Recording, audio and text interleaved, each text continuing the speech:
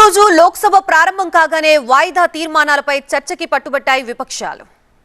Dashboard बना करके भविष्य में इस तरह से इंसेंटिवाइज करने का सुझाव दिया है। मैं माननीय सदस्य के सुझाव का स्वागत करता हूं। निश्चित रूप से विचार करने के योग्य है।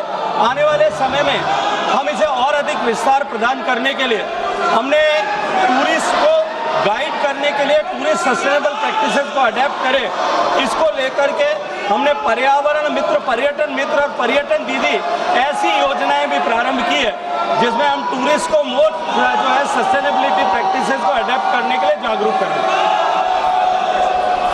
Sir, I would like to ask a second question. In light of the recent research published by the Nature Communication, which is a research foundation research paper, which finds that India, along with US and China, contribute to 60% increase in tourism-related carbon emission between 2009 to 19.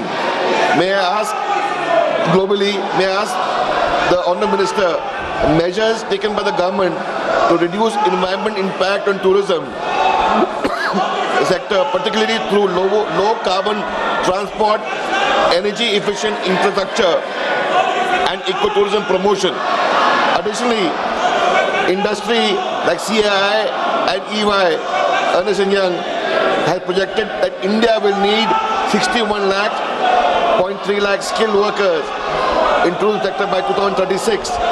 How does the ministry plan to ensure the growth of the sector and remain inclusive with targeting skilling and employment opportunities for women, scheduled caste, scheduled tribe and other backward regions, which will help to promote tourism and especially in the tourism states? धन्यवाद माननीय सभापति महोदय, माननीय अध्यक्ष महोदय। माननीय सदस्य ने दो अलग अलग प्रश्न किए हैं।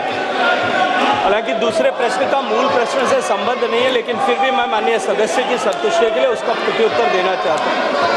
पहले प्रश्न जो उन्होंने पूछा, मुझे लगता है कि मैंने अपने फर्स्ट सप्लीमेंट्री को रिप्लाई करते हुए विस्तार से उस विषय को रखा है कि हमने सस्टेनेबिलिटी को इंसेंटिवाइज करने, सस्टेनेबल प्रैक्टिसेस को अडेप्ट करने, डिमांड और सप्लाई दोनों साइड में, उसके लिए बहुत सारी प्रैक्टिसेस को प्रारंभ किया है। टूरिज्म मूलतः प्रारंभिक रूप से राज्य का विषय है। राज्य सरकारों ने भी इस पर बहुत सारे इनिशिएटिव लिए हैं। सिक्किम ने अपने यहाँ पर जिस तरह से जीरो प्लास्टिक की कॉन्सेप्ट के साथ में काम करना शुरू किया है, से बहुत सारे डेस्टिनेशंस में इस तरह के गुड प्रैक्टिसेस को अडेप्ट करने का प्रभाव दिखाई देता है। अभी हाल ही में माननीय प्रधानमंत्री जी के नेतृत्व में उत्तर प्रदेश में जो प्रयागराज का कुंभ आयोजित हुआ, 66 करोड़ लोग वहाँ गए। लेकिन मैं जिम्मेदारी के साथ में कह सकता हूँ, पक्ष विपक्ष के सभी माननीय सांसदों ने वहाँ पर जो है कुंभ में स्नान किया होगा, लेकिन कुंभ में जीरो प्लास्टिक उपयोग किया गया और प्लास्टिक वेस्ट वहाँ कलेक्ट नहीं हुआ। अगर हम सब लोग मिलकर के प्रयास करें